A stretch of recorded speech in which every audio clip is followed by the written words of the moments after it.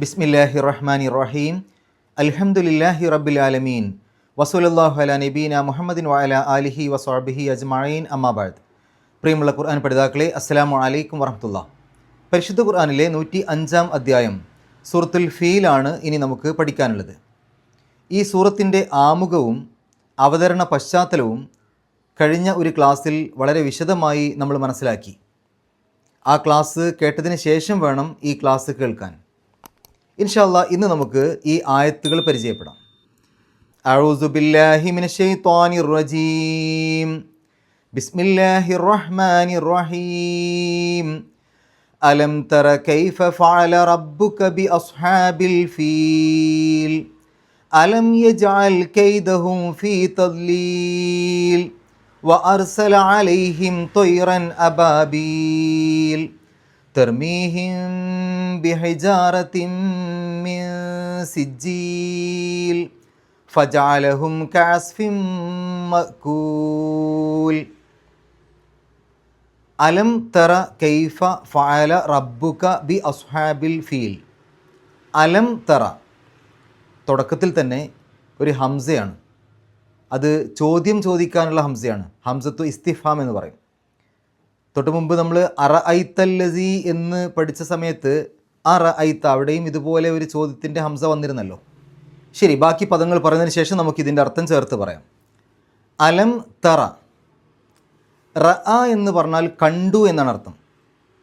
കണ്ടു, മനസ്സിലാക്കി, അറിഞ്ഞു എന്നൊക്കെ അർത്ഥമുണ്ട്. റഅ എന്ന് പറയുമ്പോൾ അത് മാളിയായ പദമാണ്, പാസ്റ്റ് ടെൻസ് ആണ്, ഭൂതകാല ക്രിയയാണ്. കഴിഞ്ഞ കാലത്ത് സംഭവിച്ച ഒരു കാര്യം പറയുന്നതിനാണല്ലോ മാളി എന്ന് പറയാം. അപ്പോൾ റഅ കണ്ടു. അതിൻ്റെ മുലാരി എന്ന് പറഞ്ഞാൽ ഇപ്പോൾ നടക്കുന്നത് അല്ലെങ്കിൽ വരാൻ പോകുന്നത്, വർത്തമാനകാലക്രിയ അല്ലെങ്കിൽ ഭാവി കാലക്രിയ, പ്രസൻറ്റ് ടെൻസ് അല്ലെങ്കിൽ ഫ്യൂച്ചർ ടെൻസ്. യറ, തറ, നറ, അറ എന്നൊക്കെയാണ് വരിക. യറ എന്ന് പറഞ്ഞാൽ അവൻ കാണും, അവൻ കാണുന്നു. തറ എന്നാവുമ്പോൾ നീ കാണും, നീ കാണുന്നു. ഇവിടെ തറ എന്നാണ് വന്നത്. നീ കാണും, നീ കാണുന്നു. ശരിക്കും തറ എന്ന് പറയുമ്പോൾ ആ താവും റാവും കഴിഞ്ഞ അവസാനം ഒരു ഉച്ചരിക്കാത്ത യാ ഉണ്ട്. ആ തറ എന്നുള്ളതിൻ്റെ മുമ്പ് ലം എന്ന് വരുമ്പോൾ അങ്ങനെ ചെയ്തിട്ടില്ല, അങ്ങനെ ആയിട്ടില്ല എന്നുള്ള രൂപത്തിൽ മാളിയെ നിഷേധിക്കുന്ന രൂപത്തിൽ അർത്ഥം വരിക. എന്ന് പറഞ്ഞാൽ ലം തറ, കണ്ടില്ല എന്നാണ് വരിക. ശരിക്കും തറ എന്ന് പറഞ്ഞാൽ നീ കാണും എന്നല്ലേ, നീ കാണും, നീ കാണുന്നു. അപ്പോൾ അതിൻ്റെ മുമ്പിൽ ലം വരുമ്പോൾ നീ കാണുന്നില്ല, നീ കാണുകയില്ല എന്നൊക്കെയാണ് അർത്ഥം പറയാൻ തോന്നുക. പക്ഷേ അങ്ങനെയല്ല അർത്ഥം വരിക. ലം തറ, നീ കണ്ടില്ല. അങ്ങനെ ലം വരുമ്പോൾ ആ തറ എന്നുള്ളതിൻ്റെ അവസാനത്തെ ആ ഉച്ചരിക്കാത്ത യാ നഷ്ടപ്പെടും. അതൊക്കെ നമുക്ക് ഗ്രാമറിൻ്റെ സമയത്ത് പറയാം. ശരി, ലം തറ, നീ കണ്ടില്ല. അതിൻ്റെ മുമ്പിൽ ചോദ്യം ചോദിക്കാനുള്ളൊരു ഹംസ വന്നു, തുടക്കത്തിലുള്ള ഹംസ. അപ്പോൾ അതൊരു ചോദ്യമായിട്ട് മാറും. അലം തറ, നീ കണ്ടില്ലേ. അപ്പോൾ നീ കണ്ടില്ല എന്നുള്ളത് നീ കണ്ടില്ലേ എന്നൊരു ചോദ്യമായിട്ട് മാറി. അതുകൊണ്ടാണ് ഹംസയെ ഹംസത്തു ഇസ്തിഫാം, ചോദ്യം ചോദിക്കാനുള്ള ഹംസ എന്ന് പറയുന്നത്. നീ കണ്ടില്ലേ. കൈഫ, കൈഫ എന്ന് പറഞ്ഞാൽ എങ്ങനെയാണ്, എപ്രകാരമാണ്. ഫഅല, ഫഅല പ്രവർത്തിച്ചു, ചെയ്തു. അപ്പോൾ എപ്രകാരമാണ് ചെയ്തത്, എപ്രകാരമാണ് പ്രവർത്തിച്ചത്. ആര്? റബ്ബുക, റബ്ബ് രക്ഷിതാവ്, നാഥൻ. ക നിൻ്റെ, റബ്ബുക നിൻ്റെ രക്ഷിതാവ്, നിൻ്റെ നാഥൻ, നിൻ്റെ റബ്ബ്. അപ്പോൾ അലം തറ കൈഫ ഫഅല റബ്ബുക, നിൻ്റെ രക്ഷിതാവ് എങ്ങനെയാണ്, എപ്രകാരമാണ് പ്രവർത്തിച്ചത്, എപ്രകാരമാണ് ചെയ്തത് എന്ന് നീ കണ്ടില്ലേ. എന്തിനെക്കുറിച്ചാണ്? B അസ്ഹാബിൽ feel. സ്വാഹിബ് എന്നുള്ളതിൻ്റെ ബഹുവചനമാണ് അസ്ഹാബ്. സ്വാഹിബ് എന്ന് പറഞ്ഞാൽ ആൾ, അനുയായി, കൂട്ടുകാരൻ, സുഹൃത്ത്, സഹപ്രവർത്തകൻ, സഖാവ്, അങ്ങനെ പല അർത്ഥങ്ങളുണ്ട്.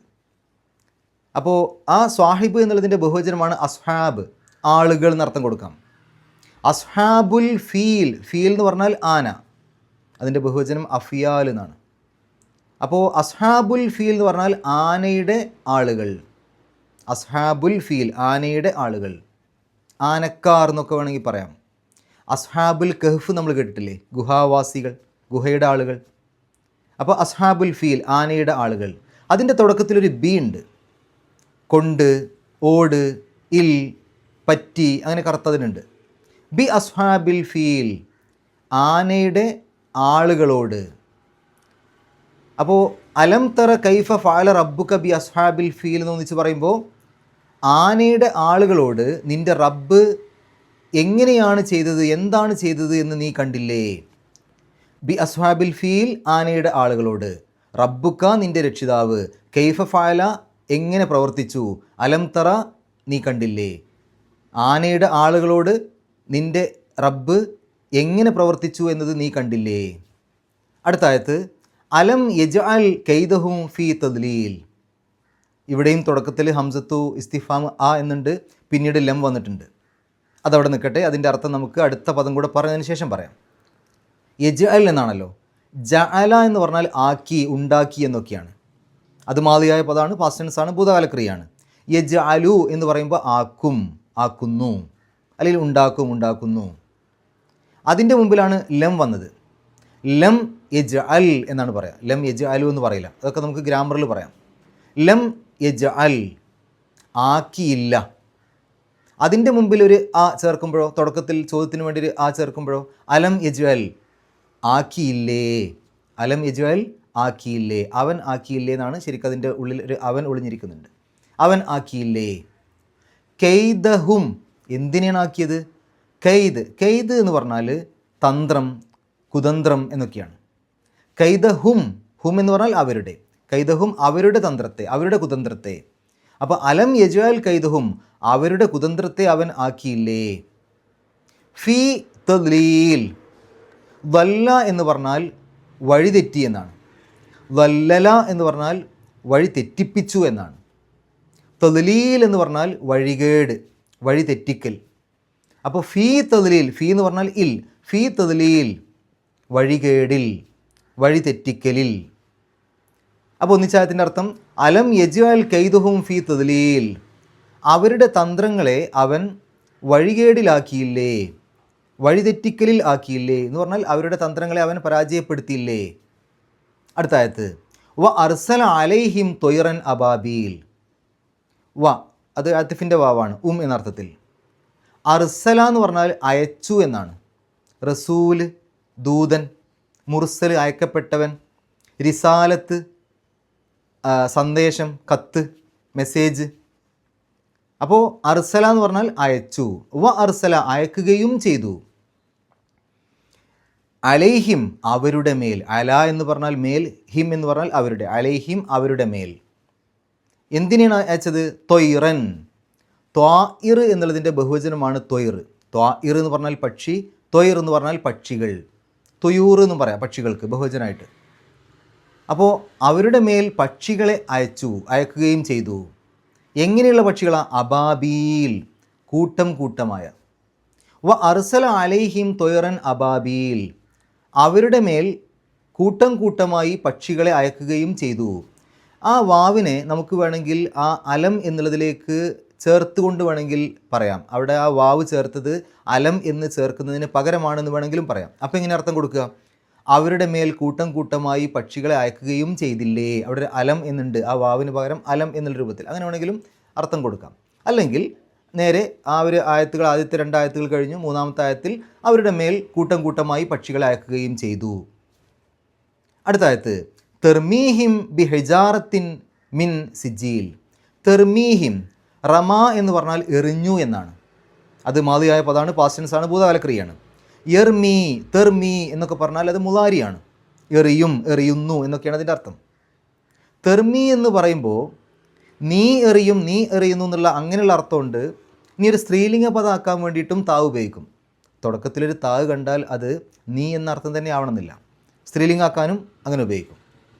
ഇപ്പോൾ തെക്തുബു എന്ന് പറയുമ്പോൾ കതബ എഴുതി, തെക്തുബു എന്നുള്ളതിന് നീ എഴുതുന്നു, നീ എഴുതും എന്നുള്ള അർത്ഥം കൊടുക്കാം. അല്ലെങ്കിൽ ഒരു സ്ത്രീ എഴുതുമ്പോൾ അവൾ എഴുതുന്നു എന്നുള്ള രൂപത്തിലും ആ താവ് വരും. ശരി, ഇവിടെ സ്ത്രീലിംഗാക്കാൻ വേണ്ടിയിട്ടാണ്. എന്തുകൊണ്ടാണെന്നുള്ളത് നമുക്ക് ഗ്രാമറുടെ സമയത്ത് പറയാം. തെർമി, എറിയും അല്ലെങ്കിൽ എറിയുന്നു. ഹിം, അവരെ, അവരെ എറിയുന്നു. ബി ഹിജാറത്തിൻ, എന്തുകൊണ്ടാണ് എറിയുന്നത്? ബി ഹിജാറത്തിൻ, ബി എന്ന് പറഞ്ഞാൽ കൊണ്ട്. ഹിജാറത്ത്, കല്ലുകൾ. ഹജർ എന്നുള്ളതിൻ്റെ ബഹുവചനമാണ് ഹിജാറത്ത്. ഹജർ, കല്ല്. ഹജറുൽ അസ്വദ് നമുക്ക് പരിചയമുള്ളതല്ലേ. ഹജറുൽ അസ്വദ്, അസ്വദ് എന്ന് പറഞ്ഞാൽ കറുത്തത്. ഹജറുൽ അസ്വദ്, കറുത്ത കല്ല് എന്ന് പറഞ്ഞാൽ ആ കഅബാലയത്തിൻ്റെ ആ ഒരു മൂലയിലുള്ള ആ കല്ലുണ്ടല്ലോ, ഹജറുൽ അസ്വദ് നമുക്ക് പരിചയമുള്ളതാണ്. ശരി, ഇവിടെ ഹിജാറത്ത്, കല്ലുകൾ. ബിഹിജാറത്തിൻ കല്ലുകൾ കൊണ്ട്. അപ്പോൾ തെർമീഹിം അവരെ എറിയുകയും ചെയ്യുന്നു, ബിഹിജാറത്തിൻ കല്ലുകൾ കൊണ്ട്, മിൻ സിജീൽ എവിടെ നിന്നുള്ളതാണ്? മിൻ എന്ന് പറഞ്ഞാൽ ഇൽ നിന്ന്, സിജീൽ എന്ന് പറഞ്ഞാൽ ചൂള, ഈ ചുട്ടുപഴുപ്പിക്കാനൊക്കെ ഉപയോഗിക്കുന്ന ചൂളയില്ലേ, ഇഷ്ടികയൊക്കെ ചുട്ടുപഴുപ്പിക്കാൻ ചൂളയിലിടൂലേ, അല്ലെങ്കിൽ ചുട്ട കളിമണ്ണിനും സിജീൽ എന്ന് പറയും, പല അർത്ഥങ്ങളുണ്ട്. അപ്പോൾ മിൻ സിജീൽ ചുട്ടെടുത്ത കളിമണ്ണിൽ നിന്നുള്ള അല്ലെങ്കിൽ ചൂളയിൽ നിന്നുള്ള. അപ്പോൾ തെർമീഹിം ബി ഹിജാറത്തിൻ മിൻ സിജീൽ ചുട്ട കളിമണ്ണ് കൊണ്ടുള്ള കല്ലുകൾ കൊണ്ട് ആ പക്ഷികൾ അവരെ എറിയുകയും ചെയ്യുന്നു. അവസാനത്തെ ആയത്ത് ഫജഅലഹും കഅസ്ഫിൻ മഅകൂൽ. ഫജഅലഹും, ജഅല എന്ന് പറഞ്ഞാൽ ആക്കി, ഫജഅല അപ്പോൾ ആക്കി അല്ലെങ്കിൽ അങ്ങനെ ആക്കി, ഹും അവരെ, ഫജഅലഹും അങ്ങനെ അവരെ ആക്കി, കഅസ്ഫിൻ, ക എന്ന് പറഞ്ഞാൽ ഈ തുടക്കത്തിൽ ക എന്ന് വരുമ്പോൾ പോലെ എന്നുള്ള അർത്ഥം കൊടുക്കും, അവസാനത്തിലാണ് ക എന്നുണ്ടെങ്കിൽ നിൻ്റെ എന്നുള്ള അർത്ഥം കൊടുക്കും. അപ്പോൾ നേരത്തെ നമ്മൾ റബ്ബു ക എന്ന് പറഞ്ഞ സമയത്ത് റബ്ബ് രക്ഷിതാവ്, ക നിൻ്റെ, അപ്പോൾ റബ്ബു ക നിൻ്റെ രക്ഷിതാവ്. ഇവിടെ ക എന്നുള്ളത് തുടക്കത്തിൽ വന്നു. ഈ തുടക്കത്തിൽ ക എന്ന് എഴുതുമ്പോൾ അതിൻ്റെ എഴുതുന്ന രൂപം നോക്കൂ, അവസാനത്തിൽ ക എന്ന് എഴുതുമ്പോൾ ഒരു ലാം ഇട്ടിട്ട് അതിൻ്റെ ഉള്ളിൽ ഒരു അടയാളം കൊടുക്കും അല്ലേ, പക്ഷേ തുടക്കത്തിലാകുമ്പോൾ ക എന്നിങ്ങനെയാണ് എഴുതുക, അപ്പോൾ എഴുതിയ പോലെ. അപ്പോൾ ക ഹസ്ഫിൻ, ക എന്ന് പറഞ്ഞാൽ പോലെ തുടക്കത്തിലാകുമ്പോൾ, ക ഹസ്ഫിൻ ഹസ്ഫ് പോലെ, ഹസ്ഫ് എന്ന് പറഞ്ഞാൽ വൈക്കോല് അല്ലെങ്കിൽ ഈ നുരുമ്പിയ പുല്ല്, അതിനൊക്കെയാണ് ഇത് പറയാം, കച്ചിത്തുരുമ്പ് എന്നൊക്കെയാണ് പറയാം. ക ഹസ്ഫിൻ വൈക്കോല് പോലെ.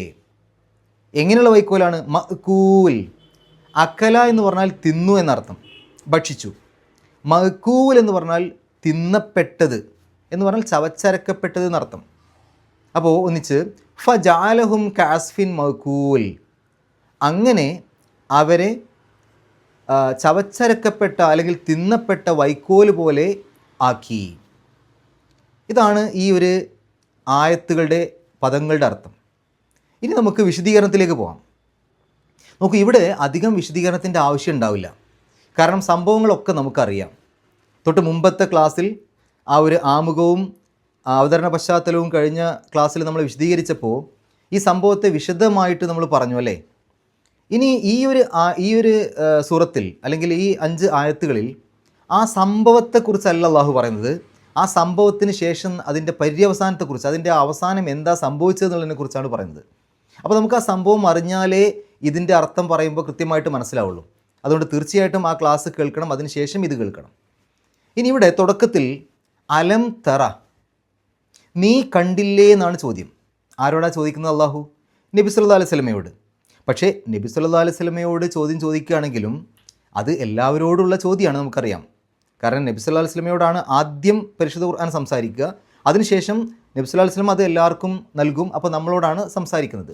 അപ്പോൾ ഇവിടെ അലം തറ, നീ കണ്ടില്ലേ എന്നുള്ളത് അള്ളാഹു നബി സല്ലല്ലാഹു അലൈഹി വസല്ലമയോട് മാത്രം ചോദിക്കുന്നൊരു ചോദ്യമല്ല, നമ്മളോട് എല്ലാവരോടും ചോദിക്കുന്ന ചോദ്യമാണ്.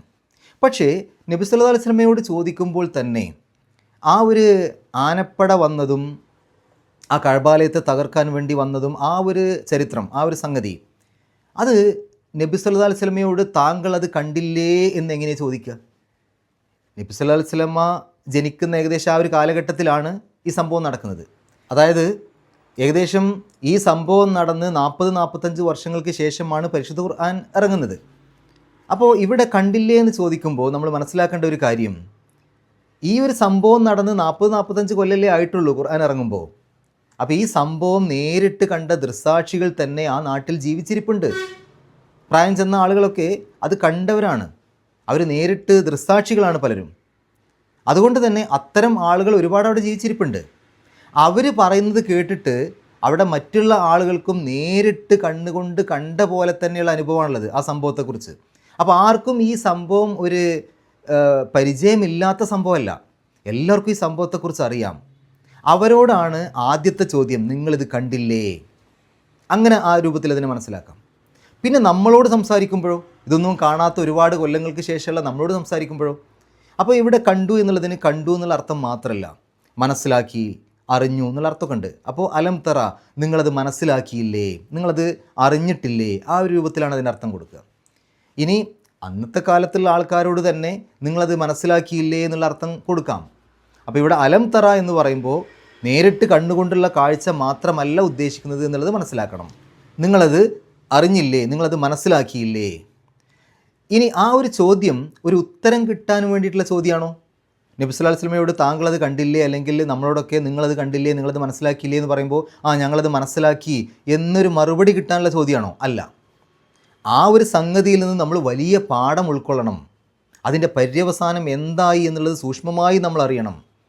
അള്ളാഹു നോക്കൂ, നിങ്ങൾ ഈ ഒരു സംഭവത്തെക്കുറിച്ച് കൂടുതൽ പറയാതെ അതിൻ്റെ അവസാനം എന്ത് സംഭവിച്ചു എന്നുള്ളത് വിശദമായിട്ട് തന്നെ കൃത്യമായിട്ട് പറഞ്ഞു. എന്താണ് ആ ആനപ്പടയുമായി വന്ന ആളുകൾക്ക് സംഭവിച്ചത് എന്നാണ് പറഞ്ഞത്. അല്ലാതെ അവരെന്തുകൊണ്ട് വന്നു, അവർ വരുന്ന സമയത്ത് എന്തൊക്കെയായിരുന്നു, അതൊന്നുമല്ല. അങ്ങനെ വന്ന ആളുകൾക്ക് എന്താണ് അവസാനം സംഭവിച്ചത് അതാണ് പറഞ്ഞത്. അപ്പോൾ ഇവിടെ നമ്മൾ ഏറ്റവും കൂടുതൽ ശ്രദ്ധിക്കേണ്ടത് അവരെന്തേ അങ്ങനെ വരാൻ കാരണം അതൊന്നുമല്ല. അങ്ങനെ അള്ളാഹുവിൻ്റെ നിയമങ്ങളെ തെറ്റിച്ചുകൊണ്ട് അള്ളാഹുവിൻ്റെ ഭവനത്തെ തകർക്കാൻ വേണ്ടി വന്ന ആളുകളെ അള്ളാഹു എന്ത് ചെയ്തു, അത് വളരെ പ്രധാനപ്പെട്ട ഒരു വിഷയമാണ്. അള്ളാഹു എന്താണ് അവർ ചെയ്തത്? അള്ളാഹുവിനെ മറികടക്കാൻ അവർക്ക് കഴിഞ്ഞോ? അള്ളാഹുവിൻ്റെ കഴിവിൻ്റെ അപ്പുറം എന്തെങ്കിലും ചെയ്യാൻ അവർക്ക് കഴിഞ്ഞോ? ആ ആളുകൾക്കൊന്നും ചെയ്യാൻ പറ്റാത്തത് അള്ളാഹു വളരെ നിസ്സാരമായി ആ ആളുകളുടെ മേൽ എന്ത് ചെയ്തു, അവരെങ്ങനെ പരാജയപ്പെടുത്തി, അവരെങ്ങനെ ഇല്ലാതാക്കി, അതാണ് നമ്മൾ മനസ്സിലാക്കേണ്ടത്. അള്ളാഹുവിൻ്റെ കഴിവ് എങ്ങനെയാണ്. അപ്പോൾ അലം തറ നിങ്ങൾ മനസ്സിലാക്കിയില്ലേ, നിങ്ങൾ കണ്ടില്ലേ? കൈഫ ഫഅല റബ്ബുക ബി അസ്ഹാബിൽ ഫീൽ, ആനപ്പട, ആനക്കാർ, ആനയുടെ ആളുകൾ, ആ ആനയുടെ ആളുകളോട് നിൻ്റെ രക്ഷിതാവ് എന്താണ് ചെയ്തത് എന്ന് നീ കണ്ടില്ലേ? എന്നിട്ട് അള്ളാഹു പറയാണ്, അലം യജ്അൽ കൈദഹും ഫീ തദ്ലീൽ, അവരുടെ തന്ത്രങ്ങളെ അല്ലെങ്കിൽ കുതന്ത്രങ്ങളെ അള്ളാഹു വഴികേടിലാക്കി, തെറ്റിച്ചു. നോക്കൂ നിങ്ങൾ, ഇവിടെ തന്നെ വളരെ മനോഹരമായൊരു പദപ്രയോഗം. അവരുടെ കുതന്ത്രങ്ങളെ, അവരുടെ തന്ത്രങ്ങളെ. ശരിക്ക് കുതന്ത്രം എന്നൊക്കെ എപ്പോഴാണ് പറയാം? ഗൂഢമായ രൂപത്തിൽ പദ്ധതികൾ തയ്യാറാക്കി ഒരാളെ അറിയിക്കാതെ വളരെയധികം രഹസ്യമായി എന്തെങ്കിലുമൊക്കെ ഒരു കാര്യം ഗൂഢമായിട്ട് ചെയ്യാം. അങ്ങനെ ഒരാൾക്ക് ദോഷം ഉണ്ടാക്കാൻ വേണ്ടി, ഒരാൾക്ക് പ്രയാസം ഉണ്ടാക്കാൻ, അവർക്ക് എന്തെങ്കിലും അപകടം ഉണ്ടാക്കാൻ വേണ്ടി ഗൂഢമായിട്ട് എന്തെങ്കിലും കാര്യങ്ങൾ ചെയ്യുമ്പോഴല്ലേ നമ്മളതിനെ കുതന്ത്രം എന്നൊക്കെ പറയാം. പക്ഷേ ഇവിടെ അബ്രഹത്ത് എന്ന് പറയുന്ന രാജാവും കൂട്ടരും വന്നത് വളരെ രഹസ്യമായി ആരോടും അറിയിക്കാതെ അങ്ങനെയാണോ വന്നത്? അല്ലല്ലോ. അവർ വളരെയധികം പരസ്യമാക്കിക്കൊണ്ട് തന്നെയാണ് ഞങ്ങൾ വരുന്നുണ്ട്, മുൻകൂട്ടി അറിയിച്ചിട്ടാണ്. ഞങ്ങളതിനെ തകർക്കും, ഞങ്ങളതിനെ തകർക്കാനാണ് വരുന്നത്, ആ കഅബയെ ഞങ്ങൾ തകർക്കും, ഞങ്ങളതിനാണ് വരുന്നത്. നിങ്ങളാരും എതിർത്തിട്ടില്ല എന്നുണ്ടെങ്കിൽ നിങ്ങൾക്കൊന്നും പ്രശ്നം ഉണ്ടാവില്ല, ഞങ്ങളത് തകർത്ത് ഞങ്ങൾ തിരിച്ചു പോകും. നിങ്ങൾ എതിർക്കാൻ നിന്നാലാണ് നിങ്ങൾക്ക് എന്തെങ്കിലും അപകടം ഉണ്ടാവുള്ളൂ എന്നുള്ള രൂപത്തിലൊക്കെ അവരോട് കൃത്യമായിട്ട് ആ വരവിനെക്കുറിച്ച് അറിയിച്ച് അങ്ങനെയാണ് പരസ്യമാക്കിയിട്ടാണ് വരുന്നത്. പിന്നെ എന്തുകൊണ്ടാണ് അള്ളാഹു കുതന്ത്രത്തെ എന്ന് പറഞ്ഞത്? അവിടെ നമ്മൾക്ക് പഠിക്കാൻ വലിയൊരു പാടുണ്ട്. ഈ വരുന്ന ആളുകളുടെ അവരുടെ മനസ്സിൽ ഈ കഅബാലയം തകർക്കുക എന്നുള്ളതല്ല യഥാർത്ഥത്തിലുള്ള ലക്ഷ്യം. അതൊരു ലക്ഷ്യമാണ്, അതങ്ങനെ തകർക്കണം. പക്ഷെ അത് തകർക്കുന്നതിലൂടെ അവർക്ക് ആ മേഖലയിലുള്ള ആ ഒരു വ്യാപാര മേഖല മുഴുവൻ പിടിച്ചെടുക്കാൻ പറ്റും. കഅബാലയം അവിടെ നിലനിൽക്കുന്നിടത്തോളം കാലം അങ്ങോട്ടാണ് ആളുകൾ കൂടുതൽ തീർത്ഥാടനത്തിന് വരുന്നത്. അവിടേക്ക് ആളുകൾ വരുമ്പോൾ അവിടുത്തെ കച്ചവടം ഒരുപാട് മെച്ചപ്പെടുന്നു, അവിടെ ഒരു വ്യാപാര മേഖലയായിട്ട് ഉയർന്നു വരുന്നു, സാമ്പത്തികമായിട്ട് ഒരുപാട് ഉയർന്നു വരുന്നു. ഇതിനെ മുഴുവൻ സ്വന്തം നാട്ടിലേക്ക് കൊണ്ടുപോകണം. അതിനെന്ത് വേണം?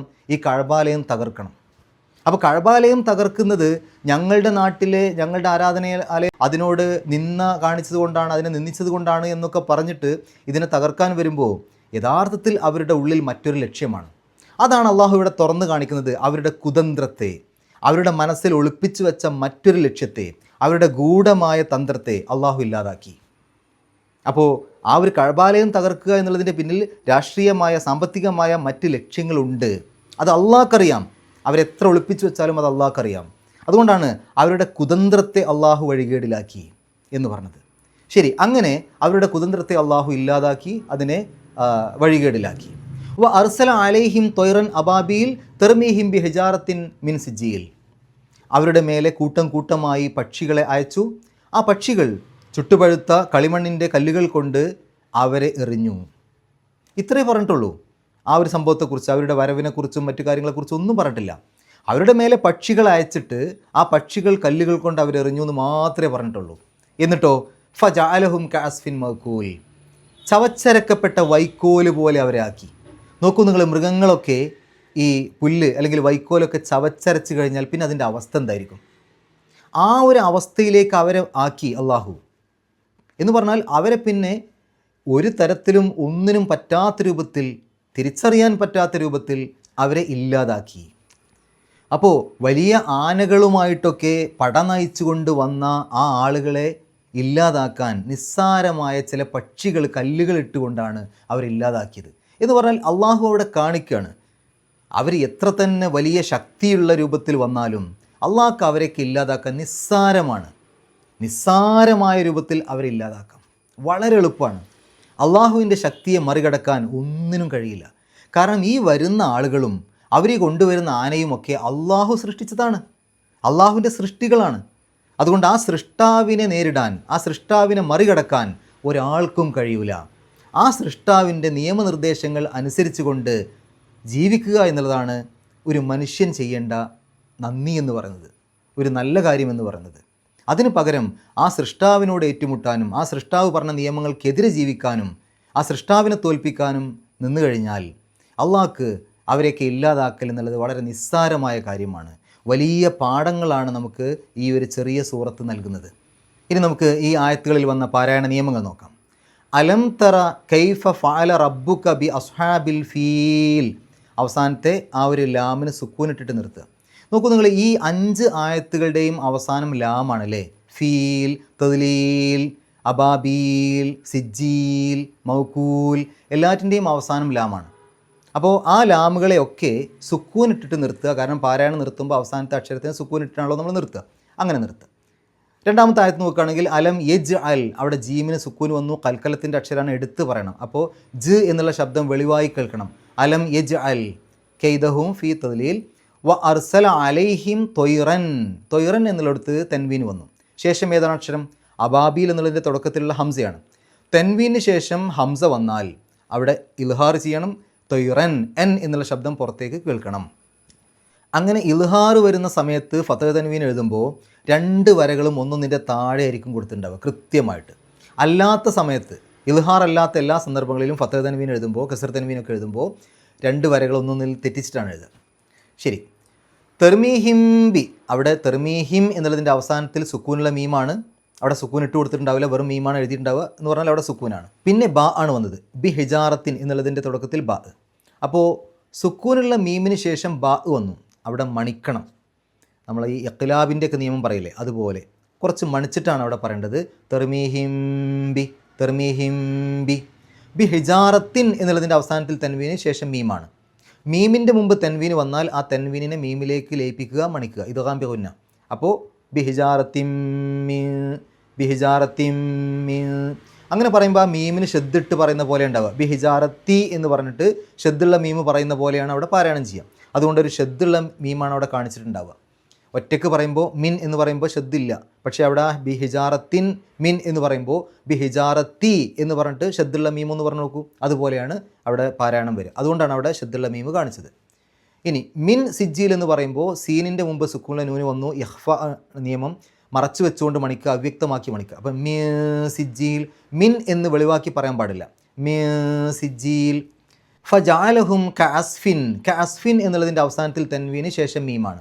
മീമിൻ്റെ മുമ്പ് തെൻവീന് വന്നാൽ ആ തെൻവീനിനെ മീമിലേക്ക് ലയിപ്പിക്കുക, മണിക്കുക. നമ്മൾ നേരത്തെ പറഞ്ഞല്ലോ ബിഹിജാറത്തിൻ മീൻ എന്ന് പറയില്ലേ, അതേപോലെ. അപ്പോൾ കഅസ്ഫിം മഅ്കൂൽ, കഅസ്ഫിം മഅ്കൂൽ. ഇനി ആ മഅ്കൂൽ എന്നുള്ളതിൻ്റെ അവസാനത്തെ ആ ലാമിന് ശരിക്കും അവിടെ മൗക്കൂലിൻ എന്നാണ് വേണ്ടത്. തൻവീനാണ്, കസ്ർ തൻവീനാണ്. പക്ഷേ കസ്ർ തൻവീനിൽ ഒരു വരട്ടിട്ട് മറ്റേ വരക്ക് പകരം ഒരു വാല് താഴേക്കുള്ള മീമാണ് കാണിച്ചിട്ടുണ്ടാവുക. എന്താണ് ആ മീം കൊണ്ട് ഉദ്ദേശിക്കുന്നത്? അവിടെ പാരായണം അവിടെ നിർത്തുന്ന ആളുകൾക്ക് ആ മീം ബാധകമല്ല. അതേസമയത്ത് ഈ സൂറത്ത് ഇവിടെ നിർത്താതെ അടുത്ത സൂറത്തിലേക്ക് ചേർത്തി ഓതുകയാണെന്ന് വിചാരിക്കാം. അവിടെ നിർത്താതെ പോവുക, മഅ്കൂൽ എന്ന് പറഞ്ഞിടത്ത് നിർത്താതെ അടുത്ത സൂറത്തിലേക്ക് പോകുമ്പോൾ എങ്ങനെ പോവുക? അടുത്ത സൂറത്തിൻ്റെ തുടക്കത്തിൽ ബിസ്മി അല്ലേ ഓതേണ്ടി വരിക. അപ്പോൾ മഅ്കൂലിൻ ബിസ്മി. അപ്പോൾ അവിടെ നമുക്ക് മഅ്കൂലിൻ എന്നുള്ളതിൻ്റെ അവസാനത്തിൽ തെൻവീന്, ബിസ്മിയുടെ തുടക്കത്തിൽ ബാ. അപ്പോൾ അവിടെ ആ തെൻവീനിന് ശേഷം ബാ വന്നാൽ ഇഖ്ലാബ് ചെയ്യണം. ആ തെൻവീനിലെ നൂനിൻ്റെ ശബ്ദത്തെ മീമിൻ്റെ ശബ്ദമാക്കി മാറ്റണം. അതിനെ സൂചിപ്പിക്കാനാണ് അവിടെ ആ മീം കൊടുത്തത്.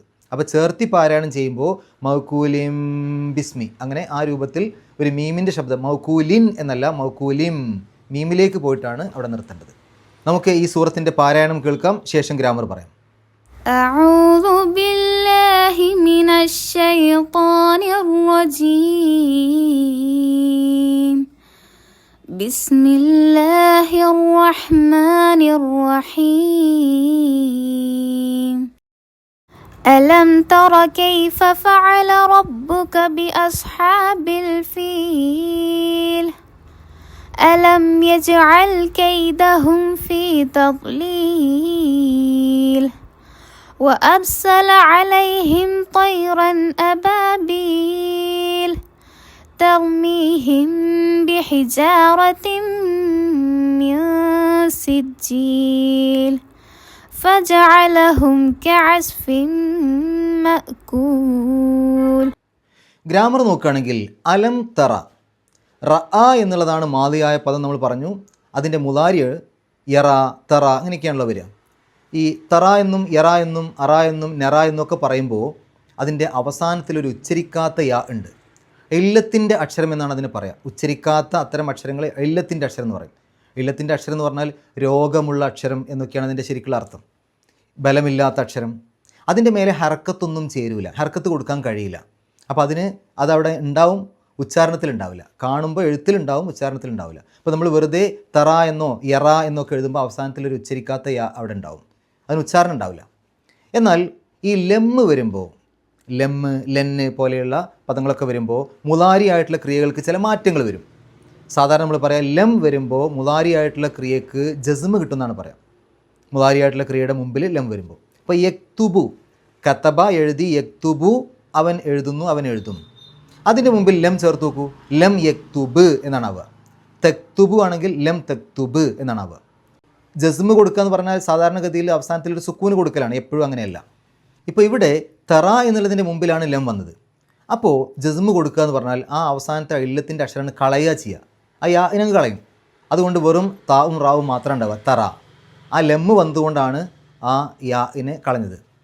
ചെറിയ കുട്ടികൾക്ക് പഠിക്കാൻ എളുപ്പത്തിന് വേണ്ടി നമ്മൾ പറഞ്ഞു കൊടുക്കാറുണ്ട്, ഈ ലെമ്മും ലെന്നൊക്കെ കുറച്ച് വികൃതികളാണ്. ഒരു മുലാരി ആയിട്ടുള്ള ക്രിയയുടെ മുമ്പിൽ ലെമ്മ് വന്നു കഴിഞ്ഞാലും ലെന്ന് വന്നു കഴിഞ്ഞാലും ആ മുലാരി ആയിട്ടുള്ള ക്രിയയുടെ വാലിനെ പിടിച്ച് എന്തെങ്കിലുമൊക്കെ ചെയ്യും, അവസാനത്തെ പിടിച്ച് എന്തെങ്കിലും ചെയ്യും. ഇപ്പോൾ യക്തുബു എന്നാണെങ്കിൽ അവസാനത്തിൽ ലമ്മാണല്ലോ. ലെമ്മ് വന്നാൽ ലം യക്തുബ്, ആ കൊളുത്തിനെ പിടിച്ചങ്ങ് ഒരു വട്ടപൂജ്യം പോലെ ആക്കി അല്ലെങ്കിൽ സുക്കൂനാക്കി മാറ്റി. ലെന്ന് വന്നാൽ ലെൻ യക്തുബ, അവസാനത്തെ ലമ്മിനെ പിടിച്ചങ്ങ് പരത്തി. ഇനി തറ എന്നുള്ളതിൻ്റെ മുമ്പിൽ ലെമ്മ് വന്നപ്പോൾ അതിൻ്റെ വാലിനെ അങ്ങ് പറിച്ചു കൊണ്ടുപോയി, ആ യാ ഇനെ ഇല്ലാതാക്കി. കുട്ടികൾക്ക് പഠിക്കാൻ എളുപ്പത്തിന് വേണ്ടി ഓർമ്മയിൽ നിൽക്കാൻ വേണ്ടി പറഞ്ഞു കൊടുക്കുന്നതാണ്. ശരി, അപ്പോൾ ലം തറ എന്നുള്ളത്, തറ എന്നുള്ളതിന് ജസ്മ് കിട്ടിയ രൂപമാണുള്ളത്. ആ യാ ഇനെ കളഞ്ഞത് ലെമ്മ് വന്നതുകൊണ്ടാണ്. അവിടെ ജസ്മ് കിട്ടാൻ വേണ്ടിയിട്ടാണ് യാ ഇനെ കളഞ്ഞത്.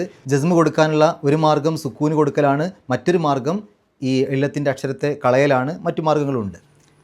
ഇനി നമ്മൾ ഈ മുലാരി ആയിട്ടുള്ള ക്രിയയൊക്കെ പറഞ്ഞപ്പോൾ തുടക്കത്തിൽ ഇപ്പോൾ തറ എന്ന് പറഞ്ഞു, യറ അറ നെറ ഇങ്ങനെയൊക്കെ വന്നാൽ മുലാരിയ എന്ന് പറഞ്ഞു.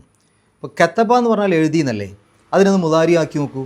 അക്തുബു, യക്തുബു, തെക്തുബു, നെക്തുബു. ഇങ്ങനെ തുടക്കത്തിൽ ഒന്നുകിൽ ഹംസ വരാം, നൂന് വരാം, യാ വരാം, താ വരാം. ഈ 4 അക്ഷരങ്ങളിൽ ഏതെങ്കിലും ഒരു അക്ഷരം കൊടുത്തിട്ടാണ് മുലാരിയാക്കുക. ഇത് ഓർത്തു വെക്കാൻ വേണ്ടിയിട്ട് ഹംസ, നൂന്, യാ, താ, അനിയത്തി എന്ന് ഓർത്താൽ മതി. ആ 4 അക്ഷരങ്ങളിൽ ഏതെങ്കിലും ഒരു അക്ഷരം, ആ നീ എത്തി. അപ്പോൾ ഹംസ വരാം, നൂന് വരാം, യാ വരാം, താ വരാം. അക്തുബു, നെക്തുബു, യക്തുബു, തെക്തുബു, ഇങ്ങനെ ഈ 4 രൂപത്തിലാണ് മുലാരിയായിട്ടുള്ള ക്രിയകൾ വരിക. ഇവിടെ തുടക്കത്തിലുള്ള ചോദ്യം ചോദിക്കാനുള്ള ഹംസയെ ഹംസത്തു ഇസ്തിഫാം എന്ന് പറയും. ലെമ്മിനെ ഹർഫ് നഫി എന്ന് പറയും. ശരി, ഫഅല റബ്ബുക്ക എന്നെടുക്കുകയാണെങ്കിൽ ഫഅല പ്രവർത്തിച്ചു. ആരാണ് പ്രവർത്തിച്ചത്? റബ്ബു, രക്ഷിതാവ്. അപ്പോൾ പ്രവർത്തിച്ചവൻ ആരോ അവനെയാണ് ഫായിൽ, കർത്താവ്, സബ്ജക്റ്റ് എന്ന് പറയാം. അപ്പോൾ ഇവിടെ റബ്ബ് എന്നുള്ള പദമാണ് അവിടെ ഫായിലിൻ്റെ സ്ഥാനത്ത് വന്നത്. ഈ ഫായിലിന് എപ്പോഴും ഇറാബ് റഫ് ആയിരിക്കും. സാധാരണഗതിയിൽ റഫിൻ്റെ അടയാളം എങ്ങനെ കൊടുക്കുക? ലമ്മ് കൊണ്ടോ ലമ്മ് തൻവീന് കൊണ്ടോ. അതുകൊണ്ടാണ് റബ്ബു എന്നെഴുതിയത്. അപ്പോൾ ഫഅല പ്രവർത്തിച്ചു എന്നുള്ളത് ക്രിയയാണ്, ഫിയലാണ്. അതിൻ്റെ ഫായിലാണ് റബ്ബു എന്നുള്ളത്. റബ്ബുക്ക എന്നെടുക്കുകയാണെങ്കിൽ ആ റബ്ബിനെ ക എന്നുള്ളതിലേക്ക് ചേർത്തു. ഒരു ഇസ്മിനെ മറ്റൊന്നിലേക്ക് ചേർക്കുമ്പോൾ ഏതിലേക്കാണോ ചേർത്തത് അതിന് മുലാഫിൻ ഇലൈഹി എന്ന് പറയും. അതിനെപ്പോഴും ഇറാബ് ജറായിരിക്കും. സാധാരണഗതിയിൽ ജറിൻ്റെ അടയാളം എന്ന് പറഞ്ഞാൽ കെസറാണ്, കെസറോ കെസർ തൻവീനോ. പക്ഷേ ഈ ക പോലെയുള്ള പദങ്ങളൊക്കെ മബ്നി എന്ന് പറയാം, അതിന് മാറ്റമൊന്നും ഉണ്ടാവില്ല. അത് ജറിൻ്റെ സ്ഥാനത്താണ് എഴുതിയെന്ന് പറയാം. അതല്ലാതെ ജെറ് കൊടുക്കാൻ വേണ്ടി അവിടെ കൊണ്ടുപോയി കെസർ കൊടുക്കാനൊന്നും പറ്റില്ല. ഇപ്പോൾ ഹുവ എന്നുള്ള പദത്തിന് നമുക്ക് ജെറ് കൊടുക്കാൻ ഹുവി എന്നൊന്നും എഴുതൂലല്ലോ. അതേപോലെ ഈ ക എന്നുള്ളത് ക തന്നെ എഴുതുള്ളൂ. ചില സമയത്ത് നിങ്ങൾ കീ എന്ന് കാണും, അത് ജെറ് കിട്ടിയതല്ല, അത് സ്ത്രീലിംഗാക്കാൻ വേണ്ടിയിട്ട് ഉപയോഗിക്കുന്നതാണ്. ശരി, ബി അസ്ഹാബി, അസ്ഹാബു എന്നുള്ളതിൻ്റെ മുമ്പിൽ ബി വന്നപ്പോൾ ബി അസ്ഹാബി എന്നായി. കാരണം ബി എന്നുള്ളത് ഹർഫ് ജറാണ്.